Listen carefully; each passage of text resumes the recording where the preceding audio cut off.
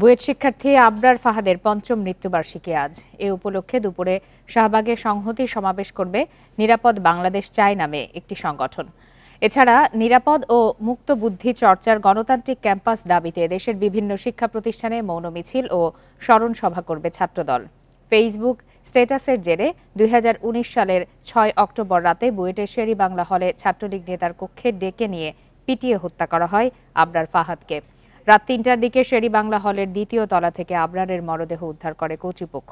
আবরার হত্যার ঘটনায় তার বাবা মোহাম্মদ বরকতুল্লাহ বাদী হয়ে ২০১৯ সালের ৭ অক্টোবর রাজধানীর চকবাজার থানায় মামলা করেন।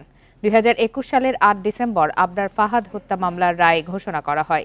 রায়ে ২০ জনের ফাঁসির আদেশ দেয় আদালত। এছাড়া এ মামলার অপর ৫ আসামির যাবজ্জীবন কারাদণ্ড দেওয়া হয়েছে।